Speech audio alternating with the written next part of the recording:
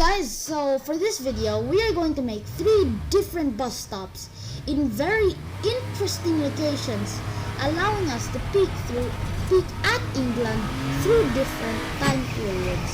So hop on and join us in this epic bus tour. Our first stop is the Windsor Castle and its 1,000-year rich architectural history. The Windsor Castle. This is the Royal Town map. So we're going to the entrance. We're going to the entrance. We're gonna climb up the stairs. We're walking through the tunnel. This is where recent wedding of Meghan Markle. Meghan Markle? yeah And Prince Harry. Windsor Castle is among the favorite tourist draws in the UK. We started early in the day but were already in the long queue of tourists waiting for the gate to open. It took us more than an hour to get inside that castle, and boy was it huge that my dad had no problems fitting in. And at the heart of Windsor Castle is the Middle Ward, a bailey formed around the moat or artificial hill in the center of the ward. The moat is high alright, especially to a family of short people. Inside the castle sits a very beautiful and grand chapel known as St. George's Chapel. In 2018, Prince Harry wed Meghan Markle in this very chapel. My dad was actually a big fan of Meghan Markle way before Prince Harry, always watching her in his favorite TV series, Suits.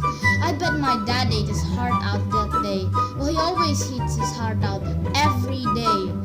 That's probably a skill not even a prince can take away. Aside from chapel, tall towers can still be seen in the castle. The Norman Gate is an example. You can see the murder holes in the towers, and you can just imagine the boiling oils that were spilled right through those holes in order to keep the enemies at bay. Nowadays, I only imagine boiling oils in McDonald's and KFC.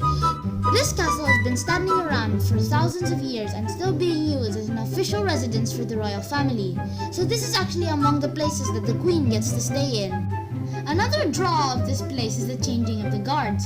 Unfortunately, we were not able to witness it because it happens at a particular time. At least the guard in one of the buildings, who probably got bored, started marching when we got there. So we got a taste of our own version of this guard attraction, and it was good enough for us to cap our visit and experience in Windsor Castle.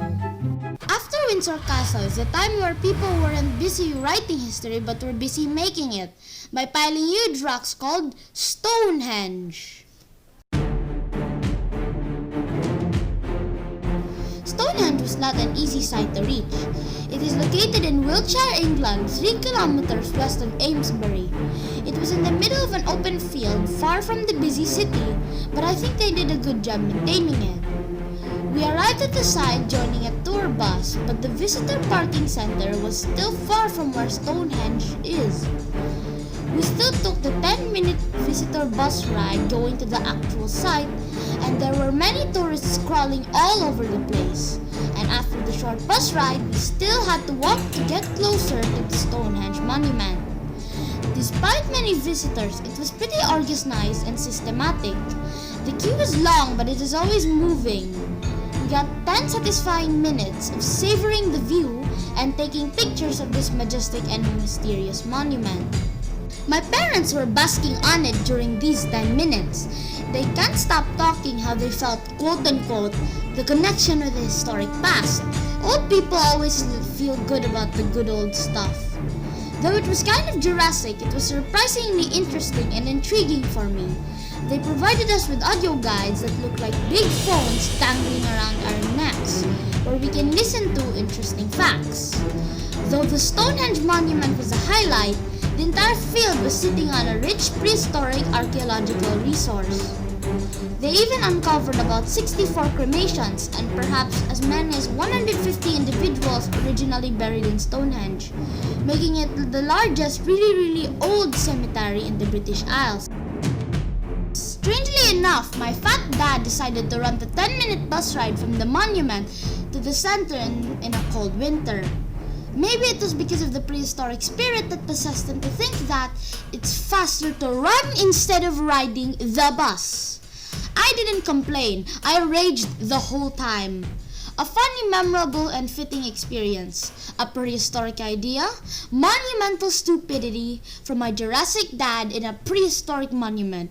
Pretty much sums up our Stonehenge experience. This third stop takes us to a Roman influence in Britain, famously known as the Roman bath.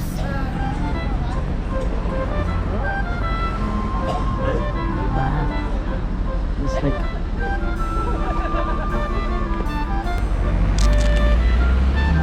Chris.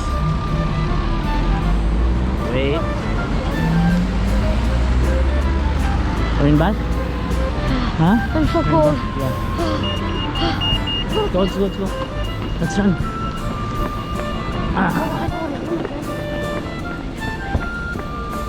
Yeah. We're in bath. Oh. Apa?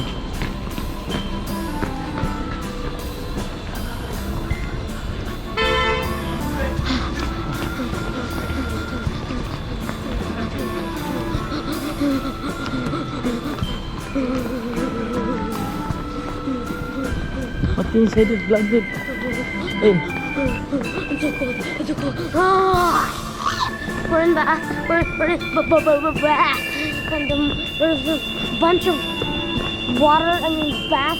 Under yan? Yeah. Yeah. This is actually a buried city, and I got this covered. I want tea. Later, good work. Tea, hot chocolate. The back seat. Uy, that's so nice, oh.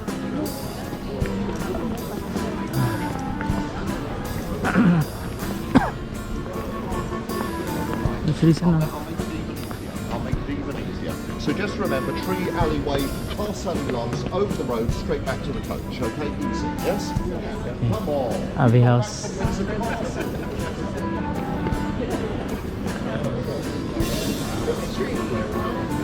Maybe. Can you? Vlog's still starting. Anyway, this is the city full of bath. I'm freezing. Roman bath. This is so cool. So I'm gonna see you guys when we're gonna eat dinner or do anything else nice. One of the hidden gems in the city of Bath that was luckily discovered is the Roman bath. It was in 1878 that Major Charles Davis discovered the Roman remains of the bath that triggered the excavation efforts, leading to important archaeological finds. Based on these, they pieced together such rich history and reconstructed it in the way that they think it used to appear, and boy was it a grand treat. The Romans arrived in 43 AD, and by 75 AD, they had built a religious spa complex on the site. This later developed into the bathing and socializing center called Aquae Sulis, or the Waters of Sulis, for the goddess Minerva Sulis, who they worshipped around this time. I really enjoyed walking through the spa complex. They displayed a lot of artifacts and used some holograms showing us how the Romans used this place. History unfolding before our very eyes. As a bonus, I get to drink the spa water, believed to be sacred and with curative powers. A magical way to end this magical day. Hey guys, so if you enjoyed today's video, please like, subscribe, share, and hit the notification bell. Comment down below what your favorite location was and if you want to go there. You have 3 choices: Bath, Stonehenge, or Windsor Castle. We made a few changes to the format, as you've noticed probably, and tell us if you like it. So for now, this is your host Obi signing out.